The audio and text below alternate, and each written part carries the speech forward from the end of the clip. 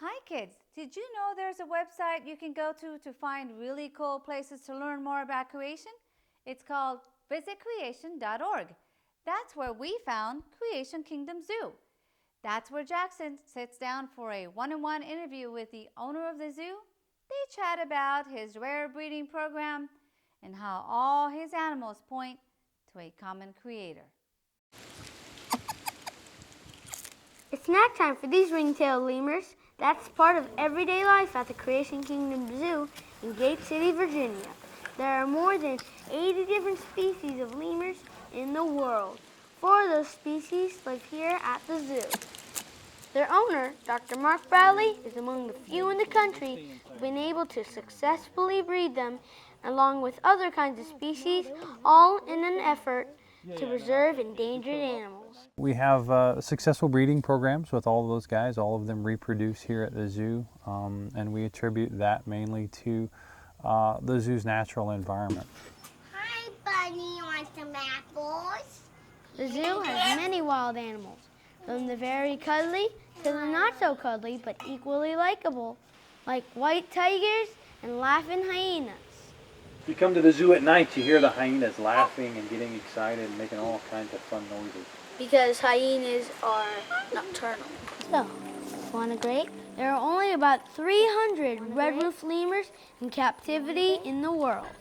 They are the largest and most difficult of the lemur species to breed, but that's not the case here. Dr. Bradley has been able to successfully do what others have been unable to do: breed a pair of twin red-roofed lemurs every year. If there's not an environment that's conducive to the animal acting naturally, sometimes the animal isn't comfortable with breeding. You know, we don't have a lot of highways around us, around outside the zoo. So mostly when you're outside here in the zoo, you hear natural noises. So I think the animals are more accustomed to that and more comfortable with that. Unlike most zoos, you won't hear talk about evolution here. That's because Dr. Mark Bradley sees these animals as clear evidence of God's creation and design.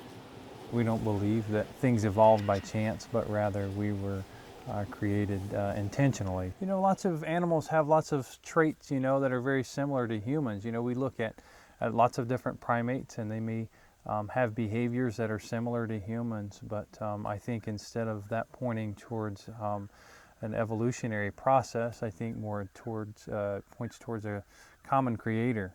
What do you say to people when they ask you about creation or evolution? You know, I believe that we were created. I believe there's much more evidence for creation than there is evolution.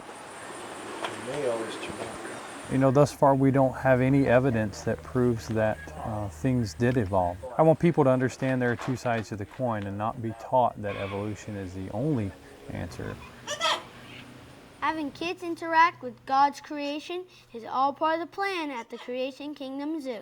Dr. Mark Bradley says it's also a part of preserving God's magnificent creation. Our goal here at the zoo, as well as propagating and being good stewards of the animals that are on the planet with us, I believe that people need to look at creation and see that as a something that they can look deeper into and learn there's some science behind it as well.